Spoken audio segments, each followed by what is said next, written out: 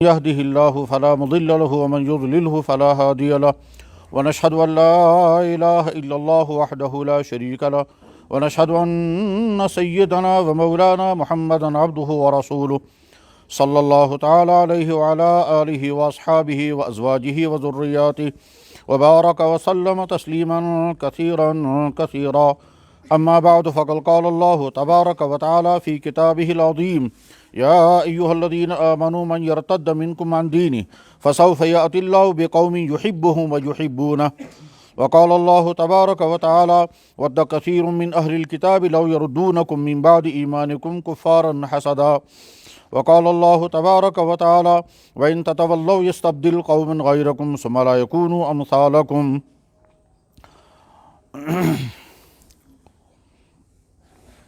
وقال الله تبارك وتعالى وما بكم من نعمة فمن الله وقال الله تبارك وتعالى يمنون عليك أن أسلموا قل لا تمنوا علي إسلامكم بل الله يمن عليكم أن هداكم للإيمان صدق الله مولانا العظيم وصدق رسوله النبي الكريم ونحن على ذلك لمن الشاهدين والشاكرين والحمد لله رب العالمين یا رب صل وسلم دائما ابدا علی حبیبک خیر الخلق کلہم۔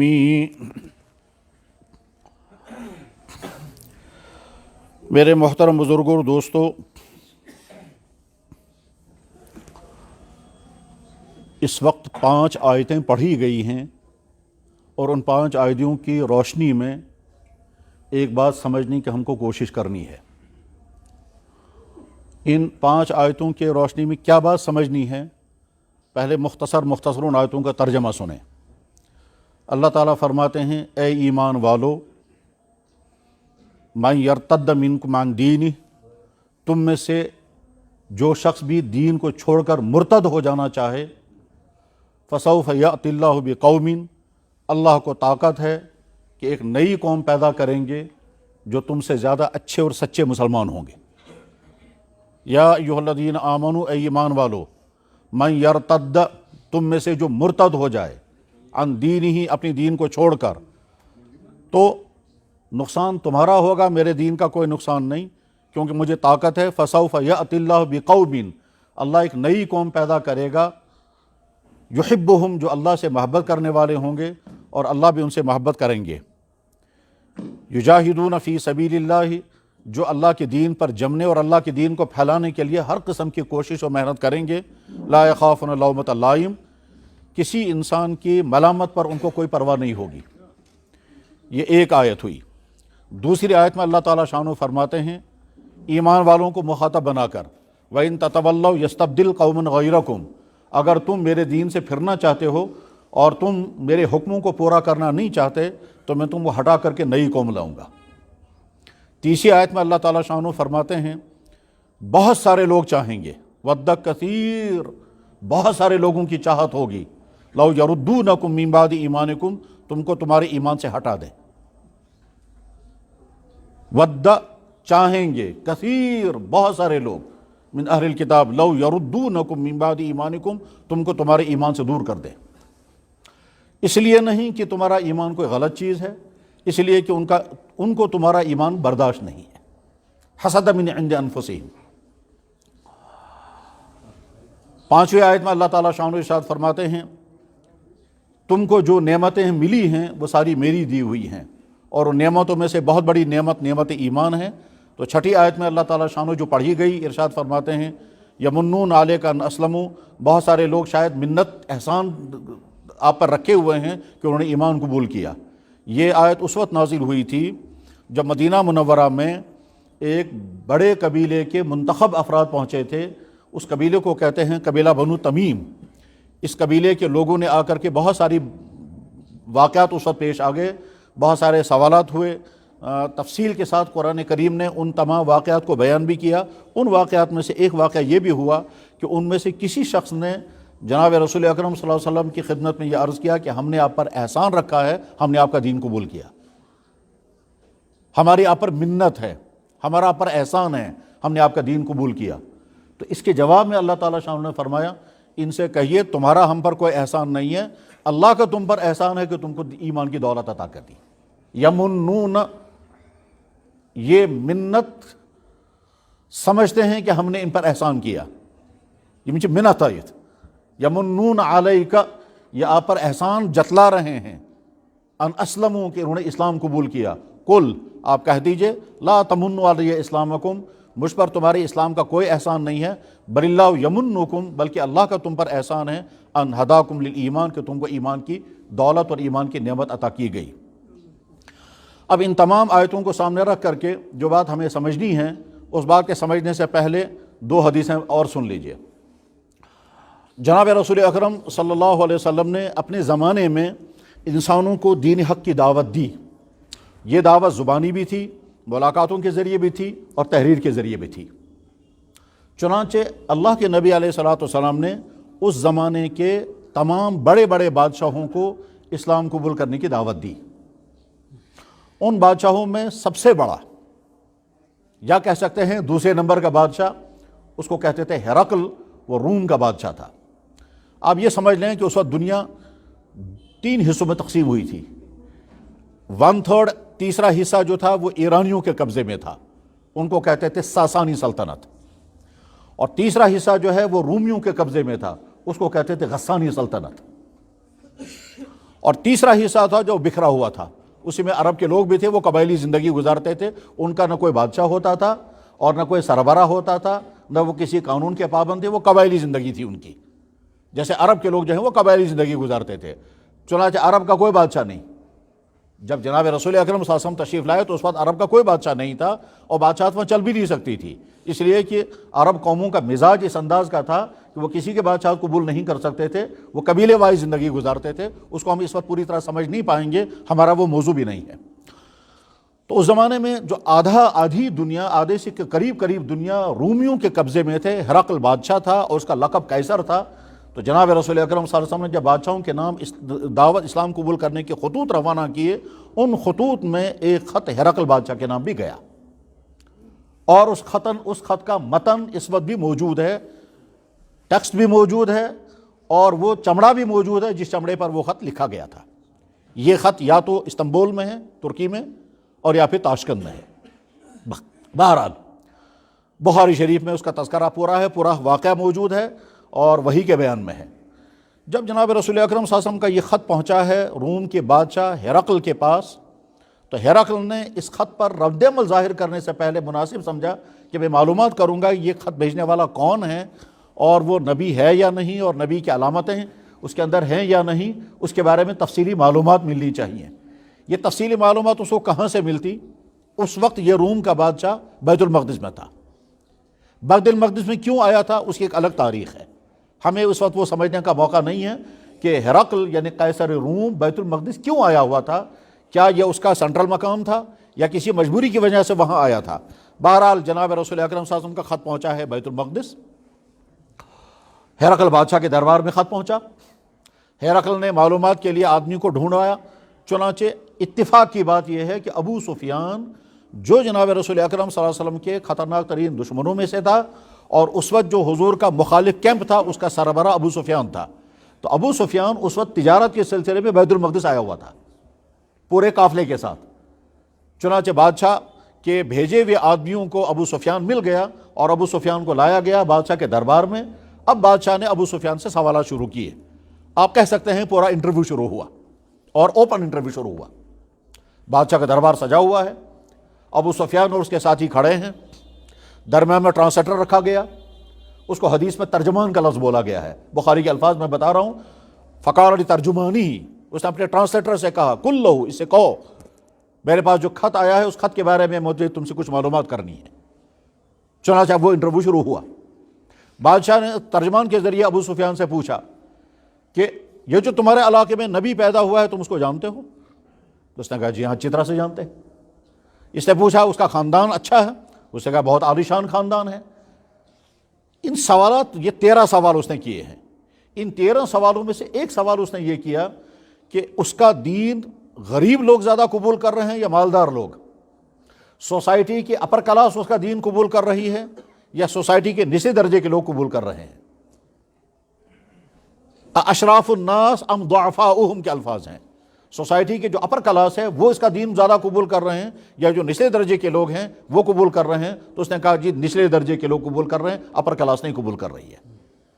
پھر اس نے یہ سوال کیا ایرتد احد سخطۃ لدینہ، جن لوگوں نے ان کا دین قبول کیا ان میں سے کوئی ایک شخص واپس آ گیا، مرتد ہوا، یہ سوچ کر کہ ہم نے سمجھا تھا دین بہت اچھا ہے مگر دین میں داخل ہونے کے بعد پتہ چلا کہ دین اچھا نہیں ہے اس لیے ہمیں چھوڑ کر واپس چلا جانا چاہیے، ایسا کوئی واقعہ ہوا؟ اس نے کہا جی ایسا تو کوئی واقعہ نہیں ہوا۔ یا اس کا مطلب یہ ہے کہ جن لوگوں نے دین قبول کیا ان پر مصیبتیں آئی ہوں گی، پریشانیاں آئی ہوں گی، ان پر ظلم ہوا ہوگا، تو اس پریشانی اور ظلم کی وجہ سے کیا کوئی آدمی دین چھوڑ کر واپس چلا گیا؟ تو اس نے کہا نہیں ایسا بھی نہیں ہوا۔ ہرقل بادشاہ نے ابو سفیان سے پوچھا کہ اسلام قبول کرنے والوں میں سے کیا کوئی شخص واپس اسلام چھوڑ کر چلا گیا؟ اس نے جواب میں کہا نہیں آج تک تو کوئی نہیں آیا۔ اس پر ہرقل نے آگے چل کر جو تبصرے کیے تھے ان تبصروں میں سے اس نے یہ تبصرہ کیا تھا کہ میں نے تم سے پوچھا تھا ایرتد احد سخطۃ لدینہ، کیا دین قبول کرنے کے بعد کوئی انسان دین چھوڑ کر واپس آ گیا؟ قلت لا، تم نے کہا نہیں۔ وکذالک الایمان، ایمان یہی حقیقت رکھتا ہے کہ جب وہ اندر رچ بس جاتا ہے پھر یہ نکلتا نہیں ہے۔ وکذالک ایمان حین بشاشۃ القلوب الایمان، جب ایمان قلوب میں رچ بس جاتا ہے اس کے بعد پھر یہ نکلتا نہیں ہے، چاہے کتنی ہی مشکلات کیوں نہ آ جائیں۔ اس کا مطلب یہ ہے کہ ایمان پختگی کے ساتھ جب اندر قدم جما لیتا ہے اس کے بعد پھر کوئی طاقت اس ایمان والے کو ایمان سے نہیں ہٹا سکتی ہے، الا یہ کہ کوئی دوسرا فیصلہ ہونے والا ہو تو الگ چیز ہے۔ بس اس بات کو بھی ذہن میں رکھ لیں۔ اس سلسلے میں جو آخری حدیث اس وقت سنانی ہے وہ حدیث سن لیں۔ جناب رسول اللہ صلی اللہ علیہ وسلم کے بے شمار کمالات اور امتیازات میں سے ایک کمال اور امتیاز یہ تھا کہ آپ نے قیامت تک پیش آنے والے حالات و واقعات کو تفصیل سے بیان کر دیا ہے، کس دور میں کیا ہوگا، اور اس میں ایسی باتیں بھی ارشاد فرمائی گئی ہیں جو اس وقت دور دور تک کہیں ذہنوں میں نہیں آ سکتی تھی کہ ایسا بھی ہوگا، لیکن اس وقت اللہ کے نبی نے فرمایا کہ ہاں ایسا ہوگا۔ اس کو ہم کتاب الملاحم، کتاب الفتن، کتاب اشراط الساعہ ان عنوانات کے تحت حدیثوں میں پڑھتے ہیں، بلکہ حدیثوں کا ایک پورا چپٹر ہی یہی ہے کہ قرب قیامت، قیامت تک پیش آنے والے کیا کیا واقعات ہوں گے جن کا اللہ کے نبی نے پہلے ہی فرما دیا ہے، ان میں سے بے شمار واقعات پورے ہو چکے ہیں، بے شمار واقعات ہونے والے ہیں۔ مثلا اللہ کے نبی علیہ السلام نے اپنے بارے میں فرمایا میں دنیا سے رخصت ہوں گا، اللہ کے نبی علیہ السلام نے حضرت عمر بن خطاب کی شہید ہونے کا واقعہ سنایا، اللہ کے نبی علیہ السلام نے حضرت حسین رضی اللہ عنہ کے شہید ہونے کا واقعہ سنایا، اللہ کے نبی علیہ السلام نے ترکیوں کے ساتھ جنگ ہونے کا واقعہ سنایا۔ غرض یہ کہ بے شمار چیزیں ہیں جو حضور نے فرمائی اور پوری ہو گئی ہیں، اور بہت ساری چیزیں وہ ہیں جو آج کے دور میں پوری ہو رہی ہیں۔ اللہ کے نبی علیہ السلام کی کچھ باتیں وہ تھی جو اس وقت ذہن قبول ہی نہیں کر سکتا تھا کہ ایسا بھی کبھی ہوگا یا نہیں، لیکن چونکہ بیان کرنے والے اللہ کے نبی تھے اس وجہ سے صحابہ نے سنا، مان لیا، مگر ظاہری حالات دور دور تک ایسے نہیں تھے کہ یہ بات پوری ہو جاتی۔ مثلا اللہ کے نبی علیہ السلام نے فرمایا کہ مکہ مکرمہ کی عمارتیں یہاں کے پہاڑوں سے اوپر ہو جائیں گی۔ اس وقت دنیا میں کنسٹرکشن کا ایسا سسٹم کہیں نہیں تھا کہ بلڈنگیں اتنی اونچی بن جائیں کہ پہاڑوں سے بھی اوپر ہو جائیں۔ آج سارا زمانہ جانتا ہے، ساری دنیا جانتی ہے کہ وہاں کی بلڈنگیں وہاں کے پہاڑوں سے اوپر جا چکی ہیں۔ یا مثلا اللہ کے نبی علیہ السلام نے فرمایا مکے کی زمین کو چیر کر پیٹ کے اندر سے راستے بنائے جائیں گے، تو انڈر گراؤنڈ راستے وہاں بنے ہوئے ہیں، پہلے زمانے میں سوچا بھی نہیں جا سکتا تھا۔ یا مثلا اللہ کے نبی علیہ السلام نے فرمایا کہ مکہ مکرمہ میں سبزہ اگایا جائے گا، تو اس وقت وہاں سبزہ اگ رہا ہے، درخت لگائے گئے ہیں، گھاس اگ رہی ہے، بلکہ جب موسم خزاں میں ہر جگہ گھاس سوکھ جاتی ہے وہاں اس وقت بھی گھاس اگائی جاتی ہے، اور گھاس اگنے کے لیے جتنا سسٹم سائنسی طور پر ہونا چاہیے وہ سارا سسٹم وہ مہیا رکھتے ہیں اور گھاس اگتی ہے۔ اسی طرح سے اللہ کے نبی علیہ السلام نے ارشاد فرمایا، حدیث کی بہت ساری کتابوں میں سے کتاب کا نام ہے طبرانی، اس میں حدیث ہے یکتفی الرجال بالرجال وتکتفی النساء بالنساء، مرد مردوں سے اور عورتیں عورتوں کے سے اپنی جنسی ضرورتیں پوری کریں گے۔ اس وقت پوری دنیا میں تصور نہیں کیا جا سکتا تھا، مگر آج کا زمانہ وہی ہے کہ جس میں سب کو معلوم ہے صورتحال کیا ہے۔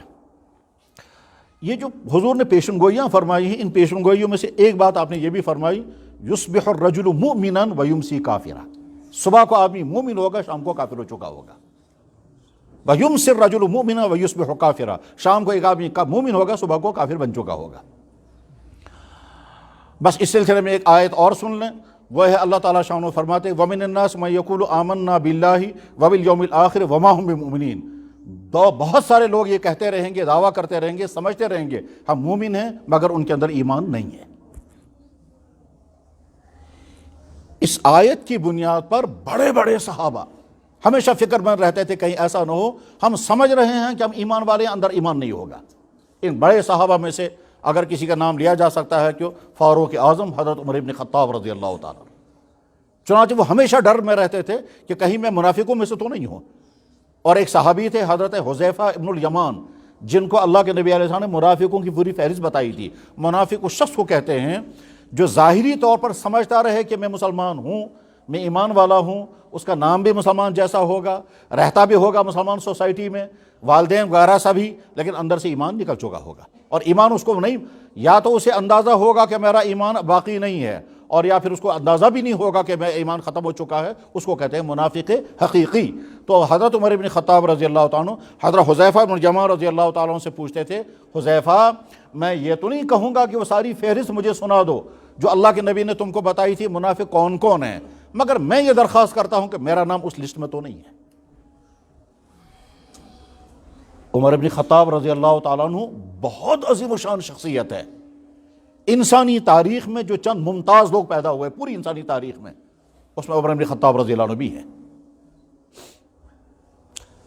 ہمارے اردو کے بڑے مصنفین میں سے ایک مصنف ہے، ان کا نام ہے علامہ شبلی۔ انہوں نے کتاب لکھی ہے حضرت فاروق اعظم پر، اس کتاب کا نام یہ الفاروق ہے، اور حسن اتفاق یہ ہے کہ اس الفاروق کا لاسٹ پیج کشمیر میں لکھا گیا۔ یعنی جب انہوں نے کتاب مکمل کی ہے تو شاید وہ ابھی آخری پیج لکھنے والے تھے، تو کشمیر کا سفر ان کا ہوا ہوگا، اور یہاں کہیں انہوں نے وہ آخری پیج لکھا ہے۔ یہ نہیں معلوم کہاں لکھا ہے، کیونکہ اس میں اتنا تو لکھا ہے کہ شبلی بمقام کشمیر، پر یہ نہیں لکھا ہے کشمیر میں کس جگہ تھے وہ ہاؤس بوٹ میں تھے یا کسی ہوٹل میں تھے یا کسی آدمی کے گھر میں مہمان تھے، بہرحال کہاں لکھا ہے واللہ عالم۔ علامہ شبلی نے اس لاسٹ پیج میں جو کشمیر میں لکھا گیا، وہ لاسٹ پیج میں وہ یہ لکھتے ہیں کہ عمر فاروق رضی اللہ عنہ کی ساری سوانحات آپ نے پڑھ لی جو انہوں نے لکھی ہے۔ اس کے بعد وہ کہتے ہیں میں چیلنج کرتا ہوں کہ انسانی تاریخ میں عمر جیسا انسان کوئی پیدا نہیں ہوا نبیوں کے بعد۔ پھر وہ کہتے ہیں دنیا میں بادشاہ بے شمار گزرے ہیں، عمر فاروق کے مقابلے میں ایک کی بادشاہت بھی نہیں۔ دنیا میں عبادت گزار بے شمار گزرے ہیں، عمر فاروق رضی اللہ عنہ کے مقابلے میں کوئی عبادت گزار نہیں۔ دنیا میں زاہد بے شمار گزرے ہیں، عمر فاروق رضی اللہ عنہ کے مقابلے میں زاہد کوئی نہیں۔ غرض ایک ایک خوبی وہ سامنے لا کر کے بھی دکھاتے ہیں، عمر کے مقابلے میں ایک بھی نہیں ہے۔ حکمرانی کا باب ہو، سائنس کا باب ہو، فلسفے کا باب ہو، حکمت کا باب ہو، تدبر کا باب ہو، دور اندیشی کے باب ہو، اخلاقیات کی، غرض ہے کہ جتنی چیزیں انسانوں کے اندر پائی جا سکتی ہیں خوبیوں کی، وہ ساری خوبیاں دکھا کر پھر کہتے ہیں دیکھو عمر کے مقابلے میں ایک بھی نہیں ہے۔ بس وہ کہتا ہے دنیا میں بڑے بڑے حکمران گزرے ہیں، اب حکمرانوں کی پوری لسٹ وہ دکھاتا ہے، پھر کہتا ہے عمر فاروق کے مقابلے میں ایک بھی نہیں ہے۔ اور اگر اس کی تفصیل سمجھنی ہو تو یہ دیکھ لیں کہ عمر فاروق رضی اللہ عنہ کا نظام حکومت کیسا تھا۔ اس دنیا میں عمر فاروق رضی اللہ عنہ جیسا نظام حکومت اس کی کسی کا بھی نہیں ہے، اور یہ بات مسلمان ہی نہیں وہ لوگ بھی تسلیم کرتے ہیں جو مسلمان نہیں ہیں۔ مشہور کتاب یہاں بھی بازاروں میں ملتی ہے، مائیکل ہارٹ کی لکھی ہوئی 100 بڑے آدمی، اس میں حضرت عمر فاروق رضی اللہ عنہ کے حالات اس نے لکھے اور کہا یہ وہ شخص ہے کہ جو گدڑی پہننے والا تھا لیکن اپنے زمانے کے 2 سپر پاور طاقتوں کو فنا کر دیا۔ بہرحال یہ عمر فاروق رضی اللہ عنہ کی شخصیت وہ تھی جن کو نہ جانے کتنی مرتبہ اللہ کے نبی علیہ السلام نے سامنے کہا تم جنتی ہو، جن کے بارے میں اللہ کے نبی نے فرمایا میرے بعد اگر نبی ہوتا تو عمر ہوتے۔ یہ عمر رضی اللہ تعالیٰ عنہ اپنے بارے میں اتنے ڈرتے تھے، وہ سوچتے کہا کرتے تھے اگر قیامت کے دن اعلان ہو گیا کہ سارے لوگ جہنم میں جائیں گے صرف ایک جنت میں جائے گا، مجھے اللہ کی ذات سے امید ہے کہ شاید وہ میں ہی ہوں گا۔ لیکن ڈر اتنا تھا، کہتے تھے کہ اگر اعلان ہو گیا تمام لوگ جنت میں جائیں ایک جہنم میں جائے گا تو مجھے ڈر ہے کہ کہیں میں ہی وہ نہ ہوں۔ بزرگ اور دوست، ان تمہیدی باتوں کو ذہن میں رکھ کر کے اب آگے سمجھیں۔ اللہ جل شانہ نے انسانوں کو عقل دی ہے، اس عقل کے بے شمار کام ہیں، ان کاموں میں سے ایک کام یہ بھی ہے کہ انسان فائدے کی چیزوں کو سمجھتا ہے، ان کی قدر و قیمت ذہن میں رکھتا ہے، ان کی حفاظت کے لیے جو کچھ کرنا ہوتا ہے وہ کرتا ہے، اور جن چیزوں سے اس نعمت کو نقصان ہونے کا خطرہ ہو ان چیزوں سے اپنے آپ کو بچاتا ہے، اور حفاظت کرنے کے لیے جو کچھ بھی کرنا پڑے وہ کرتا ہے۔ جو چیز دنیا میں جتنی زیادہ قیمتی ہوتی ہے وہ چیز اتنی ہی زیادہ احتیاط کا تقاضا بھی کرتی ہے، وہ چیز اتنی ہی زیادہ قربانی بھی مانگتی ہے، اور وہ چیز اتنی زیادہ نازک بھی ہوتی ہے۔ قیمتی چیز نازک بھی ہوگی، قیمتی چیز حفاظت بھی مانگے گی، قیمتی چیز چوکا نہ رہنے کا ترغیب دے گی، اور انسان کی عقل یہی کہتی ہے کہ جو چیز انسان کے بدن میں سارے اعضاء ہیں، لیکن اعضاء میں آنکھ بہت نازک ہے، اس لیے اللہ نے آنکھ کا نظام یہ رکھا ہے کہ اگر گرد و غبار اٹھے گا تو آنکھ خود بخود پہلے بند ہو جاتی ہے، انسان کے ارادے سے پہلے ہی۔ میڈیکل والے سمجھ سکتے ہیں کہ انسان کی باڈی میں کچھ ایکشنز ایسے ہیں جو انسان کے سوچ سے پہلے حرکت میں آ جاتے ہیں۔ انسان بہت سارے کام کرتا ہے سوچ کر، پہلے ارادہ کرے گا، دماغ میں اطلاع جائے گی، سگنل جائے گا، دماغ سے آرڈر نکلے گا، پھر انسان وہ کام کرے گا۔ مثلا فرض کیجئے ہمارے جسم میں کہیں کھجلی آئی، دماغ میں پہلے سگنل چلا گیا، دماغ نے ہاتھ کو آمادہ کیا، پھر ہاتھ آ کر کے وہاں کھجلاتا ہے۔ یہ پلاننگ کے ساتھ ہوتا ہے، چاہے وہ پلاننگ سیکنڈوں میں ہو، لیکن کچھ ایکشن انسان کے ایسے ہیں کہ وہ انسان کے سوچ سے پہلے ایکشن ہو جاتا ہے۔ آپ نے جوتا پہنا، اتفاق سے اندر مثلا کنکر پڑا ہوا تھا، جو ہی آپ کے پاؤں نے کنکر، آپ کا پاؤں فوراً واپس آ جائے گا۔ کسی انسان کا پاؤں زمین پر، وہاں اتفاق سے نیچے کا انگارہ تھا وہ جلنے لگا، تو آپ کے دماغی فیصلے سے پہلے پاؤں وہ واپس اٹھ جائے گا۔ اسی طرح سے انسان، اگر وہاں سے کسی نے پتھر چلایا، آپ یہاں سوچیں گے اب یہ پتھر آئے گا میرے سر پر لگ سکتا ہے، بلکہ آنکھ پر بھی لگ سکتا ہے، اور آنکھ بہت نازک چیز ہے، لہذا مجھے آنکھ بند کر دینی چاہیے اور سر ہٹا لینا چاہیے اور سامنے ہاتھ رکھنا چاہیے۔ یہ سارا جب تک سوچیں گے تب تک سر میں پتھر لگ چکا ہوگا۔ چنانچہ وہاں سے پتھر چلتا ہے، انسان فوراً اپنا سر بھی نیچے کر لیتا ہے، آنکھ بھی کرتا ہے، ہاتھ بھی اوپر کر لیتا ہے۔ یہ باڈی میں سسٹم رکھا ہے اللہ نے، اور میڈیکل والے اس کو پڑھتے اور پڑھاتے ہیں بہت ڈیٹیل کے ساتھ۔ ایمان ایک ایسی نعمت ہے جس نعمت کی حفاظت کی فکر انسان کو اس طرح نہیں جس طرح انسان اپنی آنکھ کی حفاظت کی فکر کرتا ہے، اس سے کہیں زیادہ انسان کو اپنی ایمان کی حفاظت کی فکر کرنی چاہیے۔ ایسا نہ ہو کہ آدمی سمجھتا رہے میں تو صاحب ایمان ہوں، مگر ایمان اندر سے نکل چکا ہوگا اپنی کسی غلطی کی وجہ سے۔ ایسا نہ ہو کہ انسان سمجھتا ہو اس کام کے کرنے سے کچھ نہیں ہوگا، مگر حقیقی نتیجہ یہ نکلے گا اس کا ایمان اس سے ختم ہو جائے گا۔ بہت سارے لوگوں کو یہ وہم ہو جاتا ہے کہ ان چھوٹی باتوں سے ایمان کو کیا ہوگا، چنانچہ وہ سنگین جرموں کو کما سمجھتے ہیں معمولی چیز ہے، چنانچہ کہتے ہیں ہم سے کیا گیس، اگر ہم نے یہ کیا اس سے کیا ہوگا، اس سے کیا ہوگا، ایمان ختم ہو چکا ہوتا، مگر وہ سمجھتا ہے میرے ایمان کو کچھ نہیں ہوا۔ پانی پیا جاتا ہے یہ بھی لکوڈ ہے، شربت جوس پیا جاتا ہے وہ بھی لکوڈ ہے، شراب پیا جاتا ہے پینا نہیں چاہیے وہ بھی لکوڈ ہے، دوائیوں میں الکوہل ملا ہوا ہوتا ہے اور پرزرویشن کے لیے وہ دوائی پی جاتی ہے ایک خاص مقدار کے ساتھ، اس سے زیادہ نہیں، اور اس کے بعد بھی اس دوائی کے پینے سے انسان کو نشہ چڑھتا ہے، نیند آتی ہے کیونکہ اس میں الکوہل ہوتا ہے، وہ بھی لکوڈ ہے، اور تیزاب بھی لکوڈ ہوتا ہے۔ پانی کا گلاس انسان پیے گا تو کیا فائدہ ہوگا سب کو معلوم ہے، دودھ کا گلاس پیے گا کیا فائدہ ہوگا سب کو معلوم ہے، شربت کا گلاس پیے گا سب کو معلوم ہے فائدے کیا ہوں گے، لیکن اگر شراب کا قطرہ بھی پیے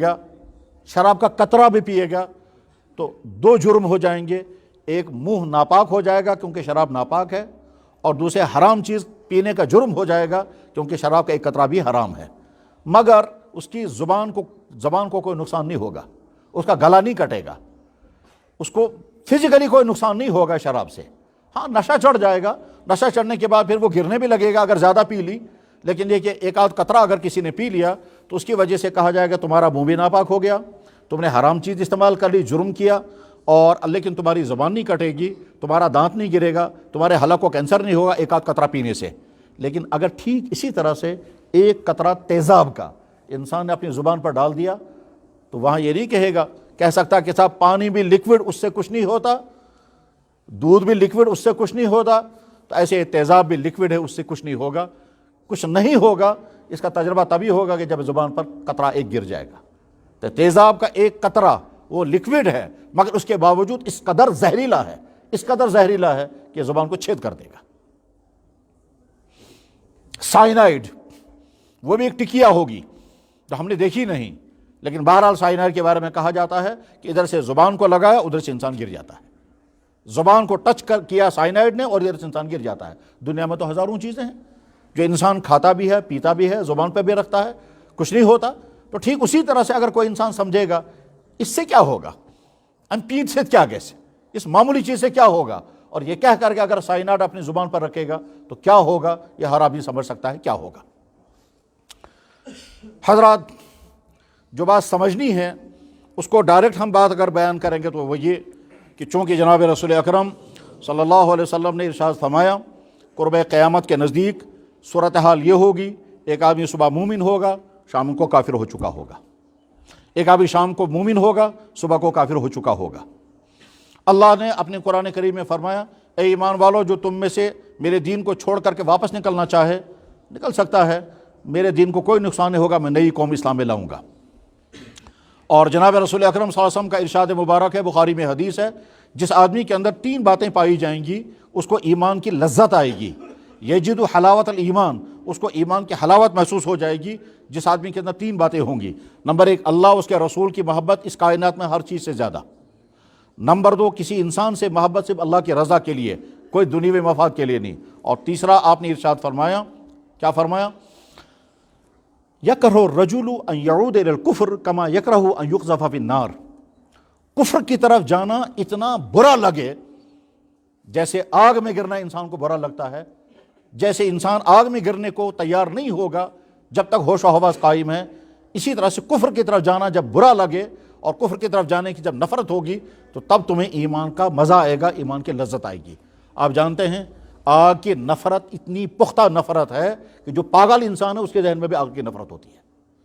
پاگل انسان جو مینٹلی ڈسٹرب ہو وہ ننگا ہو سکتا ہے، وہ برف میں بھی بیٹھے گا، وہ کیچڑ بھی کھا سکتا ہے، وہ گالیاں بھی بک سکتا ہے، اس کے منہ میں گندگیاں بھی ہو سکتی ہیں، سارے غلط کام وہ کر سکتا ہے، لیکن آگ میں کبھی نہیں گرے گا۔ آگ سے بچنے کی فکر اس پاگل انسان کو بھی ہے، جو پاگل انسان چلے کلان کے اندر ننگا ہونے کے لیے تیار ہے، جو پاگل انسان سب کچھ کرنے کو تیار ہے۔ یہاں تک کہ ایسا بھی ہو سکتا ہے کہ نالی میں پڑی ہوئی کوئی گندی چیز کوئی پاگل اٹھا کے کھا رہا ہو، اس کو پرواہ نہیں ہوگی، لیکن آگ میں وہ اپنے آپ کو نہیں گرائے گا۔ آگ کی نفرت ایسی ہے۔ تو اللہ کے نبی علیہ السلام نے ارشاد فرمایا کہ جس کے دل میں ایمان کی ایسی قدر ہو، ایسی محبت ہو کہ جیسے آگ میں گرنا انسان کو برا لگتا ہے، ویسے ایمان چھوڑ کر کے کفر کی طرف جانا برا لگتا ہو، تب تم کو ایمان کا مزہ آئے گا۔ حضرات، ہم جس دور میں ہیں اس دور میں ہماری بے شمار پریشان کن صورتحال میں سے ایک بہت پریشان کن صورتحال یہ ہے کہ آج کا مسلمان اپنی ایمان کے باب میں بہت زیادہ غیر محتاط ہو چکا ہے، اور اس کا نتیجہ یہ ہے کہ بے شمار انسانوں کا ایمان چھن چکا ہے اور ان کو پتہ بھی نہیں کہ ہمارا ایمان چھن گیا ہے۔ بے شمار انسانوں نے اپنے بچوں کو ایسے تعلیمی اداروں میں پہنچایا ہے جن تعلیمی اداروں میں پڑھنے کے نتیجے میں ان بچوں کا ایمان چھن چکا ہے، مگر والدین کو کوئی پرواہ نہیں۔ بے شمار ایمان والے وہ حرکتیں کرتے ہیں جن حرکتوں کی وجہ سے یقیناً ایمان ختم ہو جاتا ہے، مگر وہ نہ سوچنے کو تیار ہیں، نہ سمجھنے کو تیار ہیں، نہ ماننے کو تیار ہیں۔ سمجھتے ہیں اس مسلمان، ہم مسلمان ہیں، ہم سے کیا کیسے۔ ایمان چھن جانے کے مختلف اسباب ہوتے ہیں، ان اسباب میں سے ایک سبب تو یہ ہے کہ انسان پلاننگ کے ساتھ اسلام کو چھوڑ کر کفر کی طرف چلا جائے، ارادہ کر کے۔ دنیا میں ایسے لوگ بھی پائے جائیں گے، ہر زمانے میں پائے جاتے رہے ہیں، آج بھی پائے جائیں گے۔ اللہ کے نبی علیہ السلام کے زمانے میں بھی ایسے لوگ پائے گئے جنہوں نے ایمان قبول کیا، ایمان قبول کرنے کے بعد مسلمان بن کے زندگی گزار رہے تھے، پھر بڑی پلاننگ کے ساتھ انہیں ایمان چھوڑ کر کے مرتد ہو گئے اور ایمان سے واپس چلے گئے۔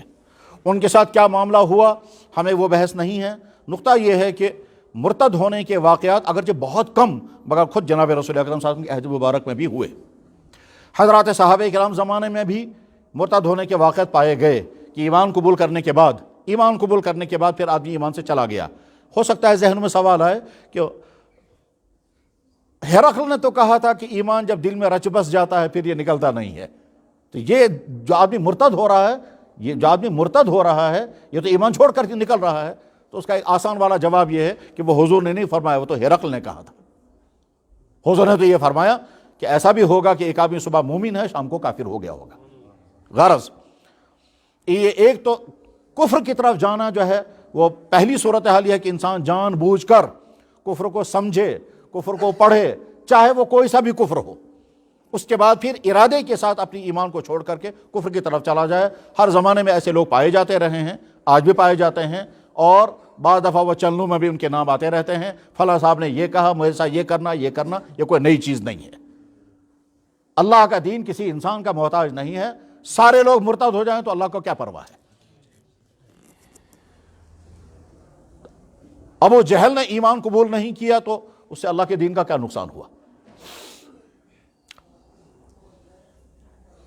میں نے ایک دفعہ انٹرویو پڑھا تھا، ایک خاتون جو یا تو نیوزی لینڈ کی یا آسٹریلیا کی، یہ انٹرویو یا تو ملبورن میں لیا گیا ہے یا ملبورن میں ہی انٹرویو میں نے پڑھا۔ یہ خاتون یہ کہتی ہے کہ میں نے اپنی رضامندی سے اسلام قبول کیا، اور اس کے بعد پھر اس کے وجوہات بتائی کہ وہ کیا وجوہات ہیں جن کی بنا پر میں نے اسلام قبول کیا۔ بہت پڑھی لکھی خاتون تھی، اس نے اسلام قبول کیا تھا۔ تو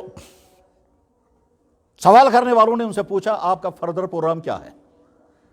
تو اس نے کہا بہت افسوسناک پروگرام ہے میرا۔ سوال کرنے والے نے پوچھا کیا ہے افسوسناک؟ اس نے کہا یہاں نیوزی لینڈ کے کسی علاقے میں یا آسٹریلیا کے ساؤتھ علاقے میں کوئی بستی ہے یا کوئی شہر ہے، وہاں عرب لوگ آئے ہوئے بسے ہیں وہاں، اور وہ سارے کے سارے مرتد ہو گئے ہیں۔ تو میرا فردر پروگرام یہ ہے کہ ان کو واپس اسلام کی طرف مجھے لانا ہے۔ میں اس لیے افسوسناک کہہ رہی ہوں کہ مسلمانوں کو مجھے جو مرتد ہو گئے ہیں ان کو واپس لانے کی کوشش کرنی ہے۔ کاش مجھے یہ کام نہ ہوتا، مجھے نئے لوگوں کو اسلام کا سچا دین پیش کرنے کا موقع ہوتا، مگر مجھے وہ کام کرنا ہے کہ میں ان لوگوں کو واپس لانے کی کوشش کروں گی جو عرب خاندانوں کے ہیں اور وہاں جا کر کے بس گئے ہیں بزنس کی بنیاد پر یا ملازمتوں کی بنیاد پر، اور وہ مرتد ہو گئے ہیں۔ دنیا میں ہر ملک، ہر علاقے میں لوگ مرتد ہوتے رہے ہیں، مرتد ہوا کرتے ہیں۔ اندلس کی تاریخ بڑی بھیانک تاریخ ہے، اس تاریخ میں بے شمار انسان وہ بھی ہیں کہ جو آگے چل کر کے مرتد ہو گئے۔ صحابہ کرام میں سے حضرت معاذ بن جبل اور حضرت ابو موسیٰ اشعری رضی اللہ تعالیٰ عنہ دو بڑے صحابہ ہیں۔ ان دونوں بڑے صحابہ کو اللہ کے نبی علیہ السلام نے یمن کا گورنر بنایا تھا۔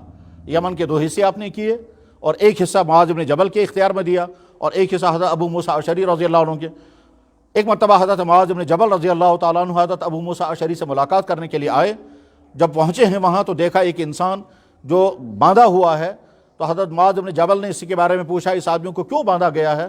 تو حضرت ابو موسیٰ اشعری رضی اللہ عنہ نے فرمایا کہ یہ یہودی تھا، یہ مسلمان ہوا تھا، اور اس کے بعد پھر یہ مرتد ہو گیا ہے، اسلام چھوڑ کر واپس چلا گیا ہے، اس لیے اس کو لایا گیا ہے تاکہ اس کی آگے کارروائی کی جائے، آگے اس کو اسلام پیش کیا جائے، یہ واپس آئے گا وغیرہ۔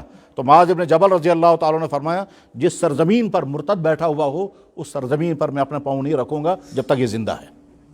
چنانچہ وہ سواری سے نیچے نہیں اترے۔ بہرحال ارتداد ہمیشہ رہا ہے۔ جان بوجھ کر کے کوئی انسان اپنا اسلام چھوڑ کر کے کفر کی طرف چلا جائے، ایسا واقعہ آ سکتا ہے۔ یہ کب ہوگا؟ کہ جب اللہ تعالیٰ شانہ نے اس کے ذہن کو ایمان سے محروم کر دیا ہو۔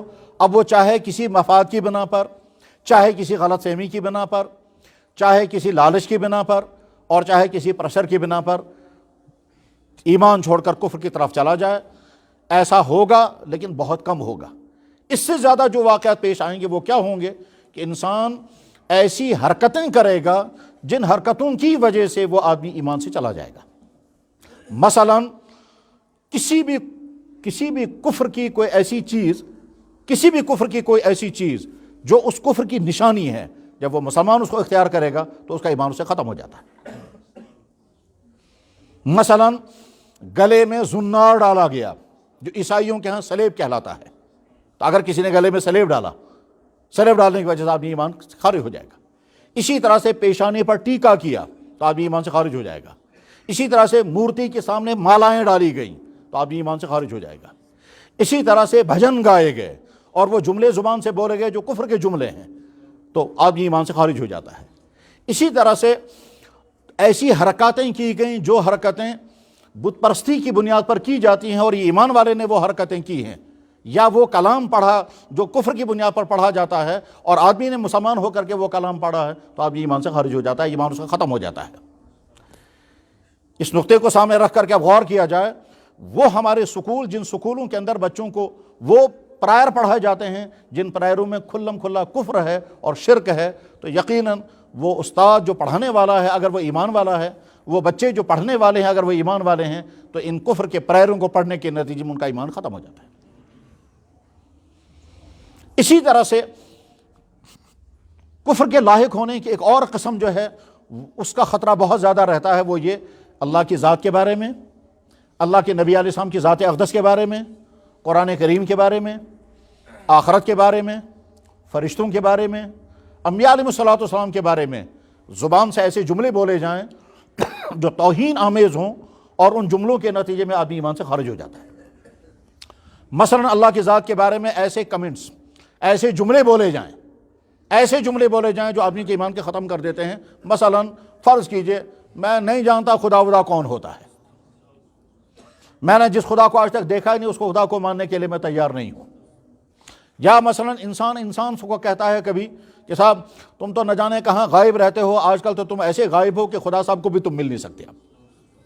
یا مثلا اللہ کی ذات کے بارے میں کسی نے کہا کہ اللہ تعالیٰ بھی بڑا ظالم ہے، یا خدا نہ خواستہ کسی زبان سے نکل گیا کہ اللہ تعالیٰ کو بھی نظر نہیں آتا، اس نے بھی رحم نہیں کیا، گھر میں حادثاتی موت ہو گئی اور اس کی بنا پر بہت غمزدہ ہیں، اس غمزدگی میں زبان سے نکل گئے جملے، اے اللہ آپ نے ہم پر یہ ظلم کیوں کیا، اے اللہ یہ بیچارہ معصوم تھا اس کو کیوں آپ نے مار دیا، کیا اس نے کیوں اس طرح کے جملے جو اللہ کی ذات کے بارے میں ہیں۔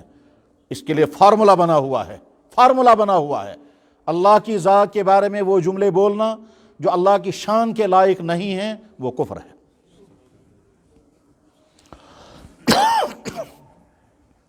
ہماری جو دینی کتابیں ہیں ان دینی کتابوں کی ایک قسم وہ ہوتی ہے جس کو کہتے ہیں تفسیر، اس میں قرآن کریم کی تفسیر بیان ہوتی ہے۔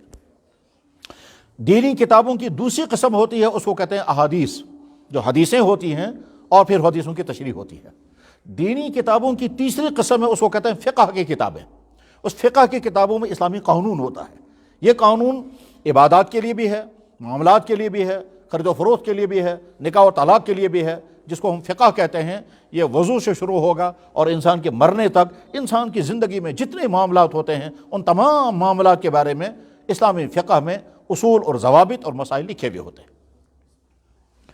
ان کتابوں میں جیسے وضو کا بیان ہوگا، وضو میں اتنے فرض ہیں، اتنی سنتیں ہیں، اس چیز سے وضو ٹوٹ جائے گا، یہ اسی طرح سے نمازوں کے مسائل ہوں گے، زکوٰۃ کے مسائل ہوں گے، حج کے مسائل ہوں گے، روزوں کے مسائل ہوں گے، نکاح کے ہوں گے، مہر کے ہوں گے، طلاق کے ہوں گے، مینٹیننس کے ہوں گے۔ اس کے بعد پھر اور آگے چلیں گے تو کاروبار کے مسائل ہوں گے، اس میں بزنس کے مسائل ہوں گے، ملازمتوں کے مسائل ہوں گے، اور آگے چلیں گے حکومت کے مسائل ہوں گے، حکمران کیسے وجود میں آتا ہے، حکومتیں کیسے چلانی ہوتی ہیں، زمینداری کے مسائل ہوں گے۔ غرض ہے کہ انسانی زندگی کا کوئی شعبہ ایسا نہیں ہے جن شعبوں کے بارے میں فقہ کی کتابوں میں ابواب ہوتے ہیں اور ان کی ڈیٹیل ہوتی ہے، بلکہ بعض دفعہ تو وہ مسائل کتابوں میں ہوتے ہیں کہ آدمی حیران ہو جاتا ہے کہ 1000 سال پہلے ہمارے فقہ وہ مسئلہ بیان کر رہے ہیں جو آج پیش آ رہا ہے۔ ہوتا ہے، مجھے یاد ہے یہاں قریب کی مسجد میں جمعہ پڑھ رہا تھا، یہاں دریا کے پار مسجد ہے، مسجد ہدا میں میں جب وہ پہلی پرانی مسجد تھی اس وقت اس کا نام تھا کٹر مسجد کو شہید کر کے جب دوبارہ بنانا تھا تو اس وقت سوال پیدا ہوا کہ پڑوسی مکان والا جو ہے، پڑوس کے مکان والا، وہ کہتا تھا فائر گیپ رکھو کیونکہ اگر آپ میری دیوار کے قریب آئیں گے تو مجھے اندھیرا ہو جائے گا۔ تو اس وقت مسجد والوں نے جو سوال کیا کہ جی اسلام میں فائر گیپ رکھنے کا ان کا تصور ہے یا نہیں، تو مجھے اچھی طرح سے یاد ہے، میں سوچتا رہا کہ فائر گیپ کا مسئلہ آج کے زمانے کا مسئلہ ہے، حضور کے زمانے کا مسئلہ تو نہیں ہے، اس لیے ہماری فقہ کی کتابوں میں کہاں ہوگا فائر گیپ کا مسئلہ، اور حدیث میں تو ہو ہی نہیں سکتا فائر گیپ کا مسئلہ، کیونکہ اس وقت حضور کے زمانے میں فائر گیپ رکھنے نہ رکھنے کی بات ہی نہیں تھی۔ فائر گیپ رکھنے کے 3 مقصد ہوتے ہیں، ایک تو ہوا آئے، روشنی آئے اور دھوپ آئے، اور یہ تینوں چیزوں کی ضرورت ہے، روشنی، دھوپ اور ہوا۔ اس وجہ سے فائر گیپ رکھنے کا تصور آج کے کالونی بنانے میں ہوتا ہے۔ لیکن ایمان بڑھ جاتا ہے جب انسان اس طرح کی چیزیں پڑھتا ہے۔ جب میں نے حدیث ڈھونڈنی شروع کی تو بخاری شریف میں حدیث مل گئی کہ جناب رسول اکرم صلی اللہ علیہ وسلم سے ایک صحابی نے پوچھا، یا رسول اللہ صلی اللہ علیہ وسلم ہمیں فلاں جگہ مکان بنانا ہے، مکان کے بارے میں کوئی ہدایت فرمائیں، تو آپ نے فرمایا اس مکان اور اس مکان کے درمیان تم 7 ہاتھ کا فاصلہ رکھ دینا۔ 7 ہاتھ ہوئے 12 فٹ۔ ہمارے میونسپلٹی والے تو 5 فٹ کا فائر گیپ مانتے ہیں، اللہ کے نبی علیہ السلام نے 12 فٹ کا فائر گیپ اس وقت رکھوایا تھا۔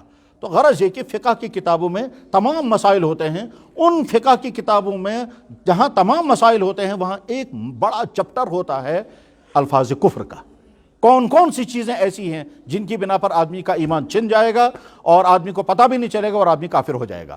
اس میں وہ حرکتیں بھی شامل ہوتی ہیں جن حرکتوں کی بنا پر آدمی ایمان سے نکل جاتا ہے، وہ الفاظ بھی وہاں لکھے ہوئے ہوتے ہیں جن الفاظ کی بنا پر آدمی کا ایمان ختم ہو چکا ہوتا ہے۔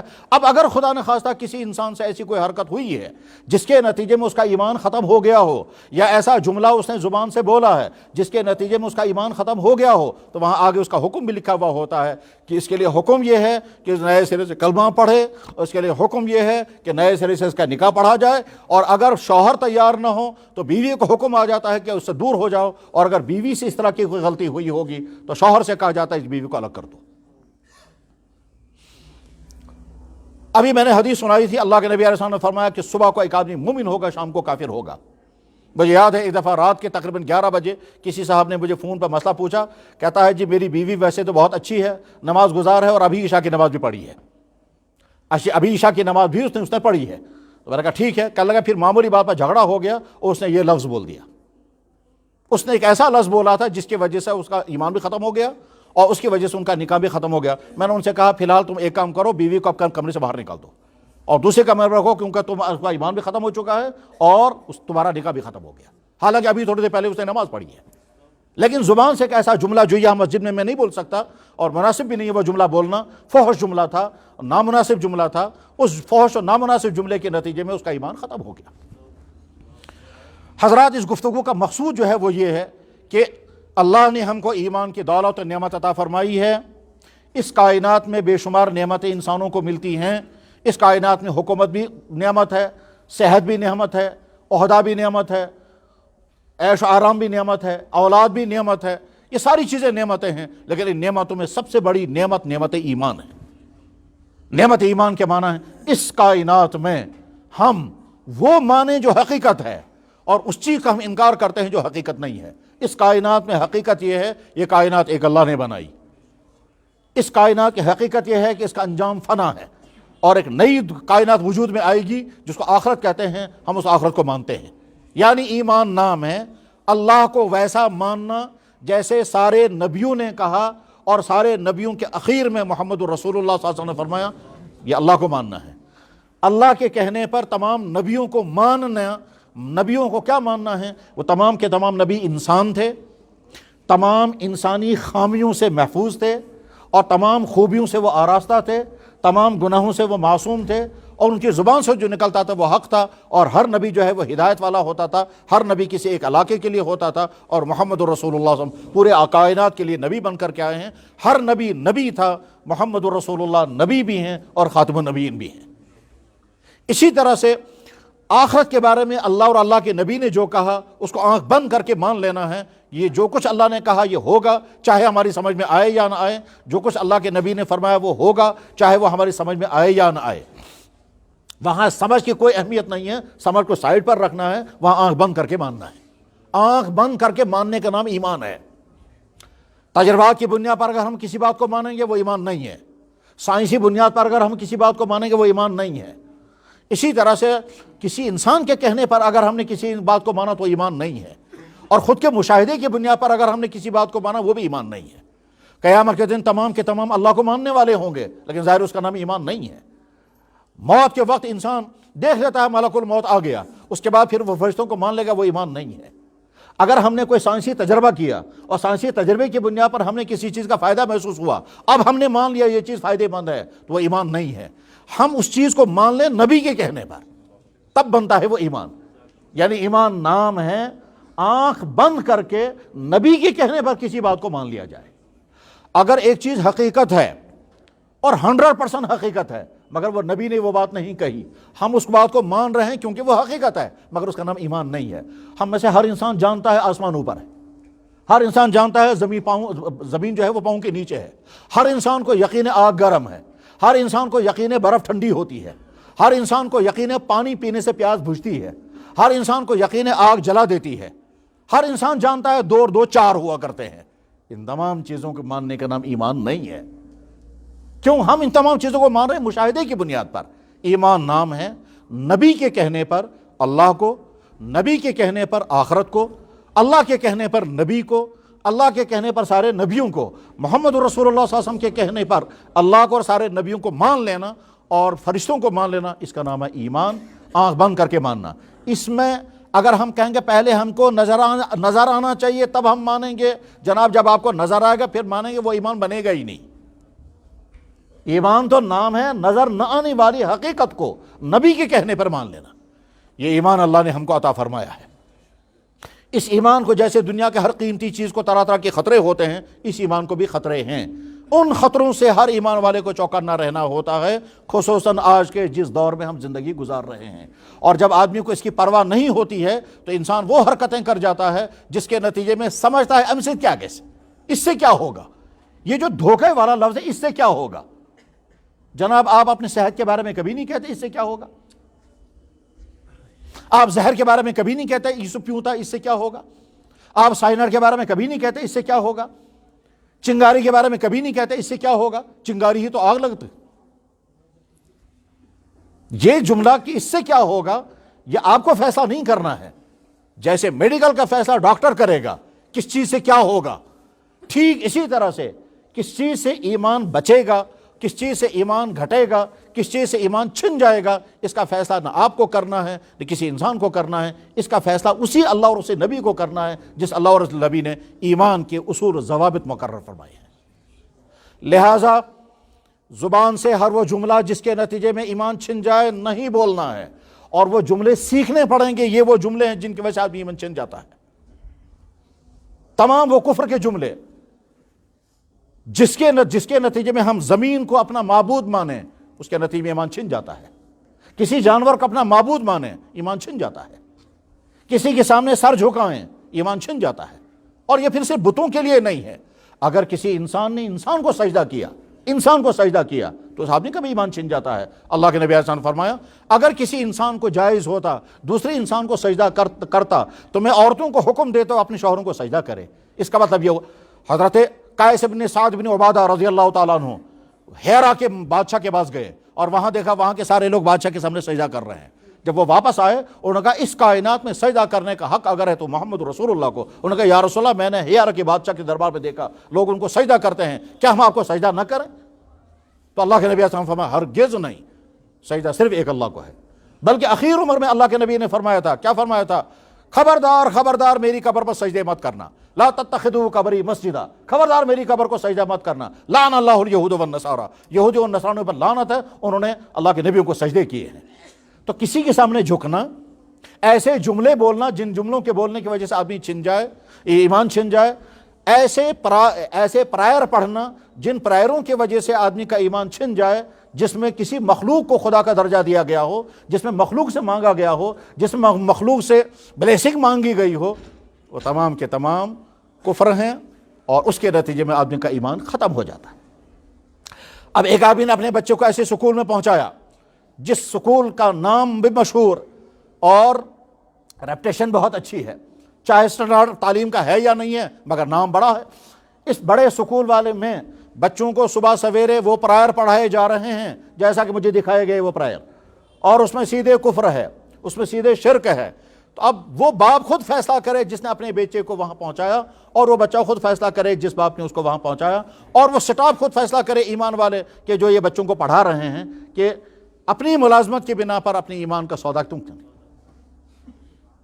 ایسا ہوگا دنیا میں کہ کسی وقتی مفاد کی بنا پر، پیسے کی لالچ کی بنیاد پر، کسی جاب کو پانے کے لیے، کسی اور چیز، کسی دنیاوی لالچ کے لیے انسان اپنی ایمان کا سودا کرے اور پھر کہے گا اس سے کچھ نہیں ہوگا میں کروں گا، اس سے کچھ نہیں ہوگا میں کروں گا، یا اپنے آپ کو جھوٹی تسلیاں دینا ہے کہ میرا ایمان ابھی ہے حالانکہ وہ چھن چکا ہوتا ہے۔ قرآن کریم نے کہا وَمِنَ النَّاسِ مَن يَقُولُ آمَنَّا بِاللَّهِ وَبِالْيَوْمِ الْآخِرِ وَمَا هُم بِمُؤْمِنِينَ۔ بعض انسان وہ ہیں جو سمجھتے ہیں کہ ہم ایمان والے ہیں، حقیقت یہ ہے کہ ان کا پاس ایمان نہیں ہے۔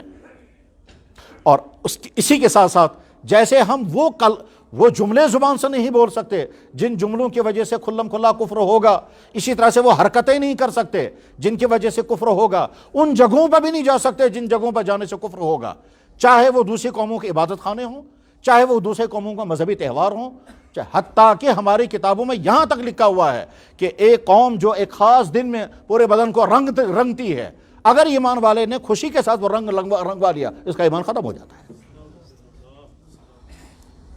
یہ تھوڑا اتنا آسان معاملہ ہے. وہ تو علماء اس لیے اس کو بیان نہیں کرتے ہیں کہ مسلمانوں کی سطح نہیں ہے اس کو سننے کی، ایمانی لیول اتنی نیچے جا چکی ہے کہ فوراً آدمی کہتا ہے یار یوں. حقیقت صورتحال یہی ہے. تمام وہ چیزیں آپ نے دھاگا باندھا یہاں فیشن کی بنیاد پر، اس دھاگے کی حیثیت کچھ اور ہے، اور اگر یہی دھاگا باندھا گیا کسی مذہبی شعار کی بنیاد پر، اس دھاگے کے باندھنے سے ایمان ختم ہو جاتا ہے. اصل میں انٹینشن ہے مسئلہ کہ آپ کوئی کام جب کر رہے ہیں تو انٹینشن آپ کا کیا ہے. ہم اگر کوئی کام کر رہے ہیں اس لیے کہ دوسرے مذہب کا شعار ہے اور ہمیں اچھا لگ رہا ہے، تو جو ہی دوسرے مذہب کی کوئی چیز مذہبی بنیادوں پر جو ان کی ہوتی ہے وہ اچھی لگ رہی ہے.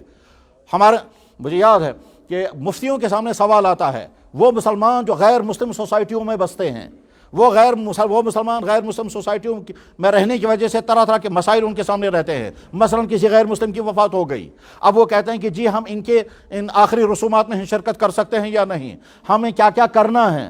اگر ہم کہیں کہ اگر اسلام کہے گا کسی چیز میں شرکت مت کرو، کسی چیز شرکت مت کرو، تو رہنا انہی کے ساتھ ہے، بزنس انہی کے ساتھ کرنا ہے، کام انہی کے ساتھ کرنا ہے، لین دین انہی کے ساتھ ہے، سوسائٹی انہی کی وہی ہے، تو گویا مکمل کٹ بھی نہیں سکتے ہیں. اور اگر کہیں گے سب کچھ کرو تو ان کا ایمان ہی ختم ہو جائے گا. تو وہاں درجہ بندی کی جاتی ہے، آپ یہ کام بھی کر سکتے ہیں، آپ یہ کام بھی کر سکتے ہیں، یہ کام نہیں کر سکتے. آپ ان کی تعزیت کر سکتے ہیں، اظہار ہمدردی کر سکتے ہیں، مالی مدد کر سکتے ہیں، اور پریشان ہوں تو پریشانی میں ان کو تسلی دے سکتے ہیں، ان کا ڈھارس بندھا سکتے ہیں. لیکن فرض کیجئے اگر کوئی قوم اپنے مردے کو خاص انداز سے اس دنیا سے رخصت کرتی ہے، وہ ان کا مذہبی عمل ہے، آپ اس میں شرکت نہیں کر سکتے. کیوں؟ اس لیے کہ وہ تو آپ کا ہی، آپ نے تو ان کی چیز پسند کر لی کہ جہاں تک ہمارا مذہب ہمیں اجازت دے گا بس وہاں تک ہم آپ کے ساتھ ہیں. اور جہاں سے آگے کہ جناب آپ کے گھر میں مہمان آ گیا، آپ اس مہمان کے ساتھ آپ اس کو باتھ روم بھی دکھاتے ہیں، بیڈ روم، لیکن اس کے معنی یہ نہیں ہے کہ وہ رات کو کہے گا آپ جس بیڈ روم میں آپ میاں بیوی سوئیں گے میں رات کو وہیں آؤں گا. یہ تو نہیں ہو سکتا، اس کی لمٹ ہے. تو ہر چیز کے بارے میں لمٹ ہے. اور آخری بات جو ہے وہ یہ کہ اس طرح کے تمام جملے جو انسان اپنی لائف میں، اپنی زندگی میں بولتا ہے، بزنس کی دنیا میں، گھریلو دنیا میں، میاں بیوی کے درمیان، دوستوں کے ساتھ، کبھی مذاق میں، کبھی غصے میں، جس میں اللہ کی ذات کے متعلق ایسے جملے ہوتے ہیں جس کی وجہ سے ایمان چھن جاتا ہے. ہمارے معاشرے میں بھی بکثرت ایسے جملے رائج ہیں، اور جب ہم سنتے رہتے ہیں تو ڈر بھی لگتا ہے، اور کبھی کبھی نرمی سے سمجھاتے بھی ہیں کہ یہ جملہ اب نہیں بولنا ہوتا ہے. مجھے ایک دفعہ یہیں شہر سے امام صاحب نے فون کیا کہ جناب عشاء کے بعد میں دعا کر رہا تھا، ایک آدمی کھڑے ہو کر کے کہتا ہے اے امام صاحب کہ چک تم دعا کر رہا یا گو خدا تعالیٰ چبوزاں، یا امام صاحب کیوں یہ دعائیں کر رہے ہو، خدا سنتا کہاں ہے. اب امام صاحب مجھ سے پوچھ رہے ہیں اس آدمی کا حکم کیا ہے. میں نے کہا اس سے آپ کہیں کہ تم نے زہر کھایا ہے، تمہیں چاہیے کہ ڈاکٹر سے پوچھو میں نے زہر کھایا مجھے کیا کرنا ہے. تو جس نے زہر کھایا وہی پوچھے. اسی طرح سے جب سیلاب آیا تھا تو سیلاب کی وجہ سے جو نقصانات ہوئے ہیں، ان نقصانات میں ایک صاحب یہیں قریب میں اسے جانتا تو نہیں ہوں، مگر وہاں جو امام صاحب تھے، امام صاحب نے مجھے بتایا کہ لگا وہ آدمی کھڑے ہو کر مکان جب گر چکا تھا وہ کہتا او خدایا جب آپ سے کنٹرول نہیں ہو رہا تو آپ استعفاء کیوں نہیں دیتے، خدایا سے کیا شنو استعفاء دیوان یہ نہ کنٹرول ہی رو دوئی. میرے بھائی اس طرح کے بے شمار جملے ہیں جو بزنس کی دنیا میں، جو شادیوں کی ماحول میں، جو پریشانیوں کے غم میں، پریشانیوں کے عالم میں انسان کی زبان سے نکلتے ہیں. اللہ کی ذات کے بارے میں، اللہ کے نبی کی ذات کے بارے میں، اور قرآن کریم کے بارے میں، آخرت کے بارے میں، دین اسلام کی کسی حکم کے بارے میں. مثلا کسی آدمی کو کہا گیا یہ چیز آپ کر رہے ہیں، ایک آدمی کو رشوت کھانے کی بری عادت ہے اور یہ رشوت میں لت پت ہے. اب ہم نے نادانی کی کیونکہ اس کی سطح ویسی نہیں تھی جو دین سنتا. اسے کہا جناب یہ رشوت اسلام میں حرام ہے. وہ جواب میں کہتا اپنا اسلام وہیں رکھو، ہمیں تمہارا اسلام نہیں چاہیے. تو اس کا ایمان ختم ہو گیا. یہ ٹھیک ہے، یہ بھی سمجھ رہا ہوگا مسلمان، اس کے دفتر والے بھی سمجھ رہے ہیں میں مسلمان ہوں، اس کے گھر والے بھی سمجھیں گے میں مسلمان ہوں، مگر اللہ کے ہاں اس کا اسلام ختم ہو چکا ہے. جس اسلام کو وہ کہہ رہا مجھے چاہیے نہیں. اسی طرح سے مثلا ہم نے وہ عمل کیا جو عمل صرف مسلمان کے لیے کرنا ہے، غیر مسلم کے لیے نہیں کرنا ہے. اگر ہم نے کہا یا اللہ اس کی مغفرت کر دیجئے، یا اللہ اس کو معاف کر دیجئے، اللہ تو کہہ رہا ہے میں اس کو معاف نہیں کروں گا، اور ہم کہہ رہے ہیں آپ اس کو معاف کر دیجئے. غرض یہ کہ ہمارے معاشرے میں بہت سارے پہلو ہیں اس سلسلے میں جو بہت محتاط رہنے کی بات ہے. اور اس میں یہ نہیں ہونا چاہیے ہے نہ ہم سے کیا کیسے، اس سے کیا ہوگا، یہ نادانی کی بات ہے جو آدمی سمجھتا ہے اس سے کیا ہوگا. آپ دوائیوں کے بارے میں کبھی نہیں کہتے اس سے کیا ہوگا، اس سے تو ڈاکٹر سے پوچھ کر کرتے ہیں. اگر ڈاکٹر نے کہا خبردار یہ تمہارے زہر ہے، اس دوائی میں تمہارے سائیڈ ایفیکٹ ہے، اگر کسی انجیکشن سے سائیڈ ایفیکٹ کا خطرہ ہو، پہلے چیک کر کے دیکھتے ہیں کہ صاحب اس کو انجیکشن سے ریئیکشن تو نہیں ہوگا، اس کو پہلے چیک کرتے ہیں، پھر نشان لگاتے ہیں، پھر دیکھتے ہیں 24 گھنٹے کے اندر، اس کے بعد پھر وہ انجیکشن کیا جائے گا۔ وہاں کیوں نہیں کہتے پیٹ سے کیا گیسے اس سے کیا ہوگا؟ کوئی نہیں کہتا، وہاں سمجھتا ہے صحت کا معاملہ۔ میرے بھائی، انسان کی صحت کے معاملے سے کئی زیادہ عام انسان کے ایمان کا معاملہ ہے۔ ایسا نہ ہو ہمارے ہاتھ سے ایسی کوئی حرکت ہو جائے جس کے نتیجے میں ایمان ہمارا چھن چکا ہو۔ ایسا نہ ہو ہم اپنے بچوں کو ایسی جگہ پہنچائیں جہاں ان کا ایمان چھن جائے اور ہم سمجھ رہے ہیں ہمارا بچہ ہائی فائی تعلیم پڑھ رہا ہے۔ اور اسی کا ایک پہلو ہے جناب رسول اکرم صلی اللہ علیہ وسلم کی ذات اقدس۔ اس سلسلے میں تو عام طور پر الحمدللہ ایمان والا بہت محتاط ہوتا ہے۔ ہم مسلمان معاشرے پہ جب نظر رکھتے ہیں تو یہ تو ملتا ہے کہ اللہ کی ذات کے بارے میں بے احتیاطی کے جملے زبان پر آتے ہیں، لیکن ایمان والا کتنا ہی کمزور ایمان والا ہو، حضور اکرم صلی اللہ علیہ وسلم کی ذات اقدس کے بارے میں تو وہ ہل جائے گا یہ سوچتے سوچتے اگر حضور کے بارے میں کوئی ایک جملہ میں بولوں۔ حضور کا معاملہ واقعتاً نازک ہے، اور ایمان کا تقاضا ہے کہ حضور کے بارے میں تو جملہ بھی نہ بولے۔ اسی لیے یہ جو کارٹونیں بنتے ہیں، ہم سختی کے ساتھ کیوں کہتے ہیں یہ حرام ہے؟ اس وجہ سے کارٹون جب حضور کے بنیں گے، چاہے بنانے والا مسلمان کیوں نہ ہو، اور چاہے اس کا انٹینشن بہت اچھا کیوں نہ ہو، ہم کہتے ہیں آج یہ کارٹون بنا، کل کو نبی کی ساری چیزیں جو ہیں وہ کارٹون کی شکل میں آئیں گی۔ چنانچہ کارٹون بنائیں گے کہ نبی پر وحی نازل ہو رہی ہے، پھر ایک عورت کو دکھایا گیا کہ صاحب یہ عورت جو ہے یہ حضرت جبریل علیہ السلام ہے، اور وہی سن رہے ہیں، اور سامنے حضور کی شکل بنائی گئی۔ پھر کارٹون بنے گا حضور غار حرا پہ چڑھ رہے ہیں، پھر کارٹون بنے گا حضور مدینہ ہجرت کر کے جا رہے ہیں، اونٹ جا رہا ہے، پھر وہاں لوگ کھڑے سامنے ہوں گے، وہ استقبال کر رہے ہوں گے۔ آپ بہت اچھے انٹینشن کے ساتھ بہت اچھی شکلیں بنائیں، مگر ہوگا یہ کارٹون، اور اس کے نتیجے میں محمد رسول اللہ صلی اللہ علیہ وسلم کی عظمتیں جو ہمارے قلوب میں ہیں وہ عظمتیں ختم ہو جائیں گی۔ اس لیے ہرگز یہ برداشت نہیں ہو سکتا کہ حضور کی شان اقدس کے بارے میں کوئی گستاخی کرے، یا کارٹون بنائے، یا پھر ان کے بارے میں کوئی کمنٹس اس طرح کے جملے لائے جائیں جو جملے کفر والے ہوں گے، لیکن کم سے کم ایمان والا تو وہ جملے نہیں لا سکتا۔ مسلمان گھروں میں پیدا ہونے والے وہ لوگ جو پیدا تو ہے مسلمان گھروں میں، مگر انہیں ایسی کتابیں لکھی جن میں حضور کی ذات اقدس کے بارے میں توہین تھی، ان کے بارے میں فیصلہ ہو گیا وہ ایمان سے باہر، ایمان سے خارج، اور ہر زمانے میں ہوتا رہے گا۔ اللہ کا دین، اللہ اپنی دین میں بے نیاز ہے۔ اللہ اعلان فرما رہے، اے ایمان والو، اگر تم میرے دین پر جمنا چاہتے ہو تو تمہارا فائدہ ہے، اور اگر تم میرے دین سے ہٹنا چاہتے ہو، مَن یرتد منکم عن دینہ، جو میرے دین کو چھوڑ کر نکلنا چاہتا ہے، فسوف یأتی اللہ بقوم، اللہ ایک نئی قوم لائے گا جو پختہ مسلمان ہوں گے، اور وہ بہت محتاط ہوں گے، وہ ہرگز ایسی حرکتیں نہیں کریں گے کہ جس کے نتیجے میں ان کا ایمان چھن جائے۔ بس میں آخری بات سنا کے بعد ختم کرتا ہوں۔ میں ایک مرتبہ بنگلور میں تھا، وہاں کشمیری لڑکے ملے، آج کل وہ باہر کے ملکوں میں ہیں، تو ایک صاحب سے ملاقات کرائی۔ یہ صاحب سینئر سائنٹسٹ، انہوں نے اسلام قبول کیا تھا، مسلمان ہوئے تھے، اور بہت جذبے کے ساتھ وہ ایک ایک چیز پر عمل کرتے تھے۔ جمعے کے دن وہ امامہ باندھ کر کے نماز پڑھنے کے لیے آئے، تو وہاں جو مسلمان سینئر، وہ جونیئر چھوٹے چھوٹے تھے، وہ جونیئر کہنے لگا، سر یہ جو آپ نے امامہ باندھا یہ بھی ضروری نہیں، یہ جو آپ نے یہ سفید کپڑے پہنے یہ بھی کوئی ضروری نہیں، یہ جو آپ کہہ رہے ہیں جمعہ پڑھنا یہ کوئی زیادہ ضروری نہیں ہے۔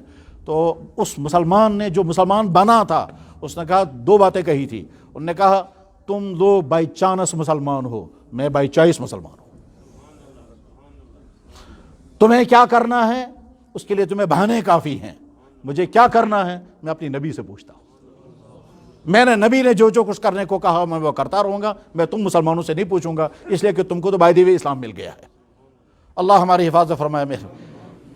میرے بھائیوں، ایمان قیمتی دولت ہے، اس قیمتی دولت کو بچانے کے لیے کبھی لالچ کی قربانی دینی ہوگی، کبھی عہدے کی قربانی دینی ہوگی، کبھی جاب کی قربانی دینی ہوگی، کبھی پریشر کا مقابلہ کرنا ہوگا، کبھی بڑے صاحب سے انکار کرنا ہوگا، اور کبھی بڑے کی طرف سے آئے گا آپ کو یہ کرنا پڑے گا اور وہ کرنا کفر ہوگا۔ اس وقت آپ کا امتحان ہوگا کہ آپ وہ کریں گے یا اسے اپنے آپ کو بچائیں گے۔ اللہ حفاظت فرمائے اس وقت سے جو وقت بہت خطرناک ہے ایمان کے لیے، اللہ حفاظت فرمائے۔ اور اگر وہ وقت ہماری زندگی میں آ گیا تو اللہ ہمیں ہمت عطا فرمائے کہ ہم دنیا کی ہر چیز کو لات ماریں مگر اپنے ایمان کا سودا نہ کریں۔ وآخر دعوانا ان الحمد للہ رب العالمین برحمتک یا ارحم الراحمین۔ مختصر سے دعا کر لیجیے، درود شریف پڑھیں سب لوگ۔ الحمدللہ الحمدللہ الحمدللہ الذی ہدانا لہذا وما کنا لنہتدی لولا ان ہدانا اللہ اللہم صلی علی سیدنا محمد وعلی آل سیدنا محمد واصحاب سیدنا محمد وبارک وسلم علیہ۔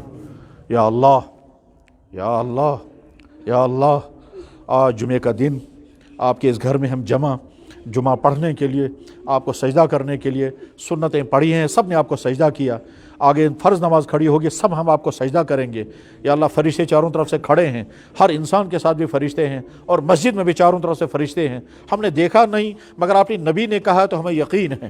یا اللہ، جیسے ڈاکٹر کے کہنے پر ہمیں یقین ہے کہ باڈی کے اندر طرح طرح کے وٹامنز ہوتے ہیں، کیلشیم ہوتا ہے، میگنیشیم ہوتا ہے، آئرن ہوتا ہے، پروٹین اور کیا کیا ہوتا ہے، یہ سب کچھ ہم ڈاکٹروں کے کہنے پر مان لیتے ہیں، اس لیے کہ وہ ایکسپرٹ ہوتے ہیں۔ یا اللہ، آپ کے نبی جن چیزوں کے ایکسپرٹ ہیں، یا اکرم الاکرم، انہوں نے فرمایا جب مسلمان جمعہ پڑھنے کے لیے مسجد میں آتے ہیں تو فرشتے چاروں طرف سے کھڑے ہوتے ہیں۔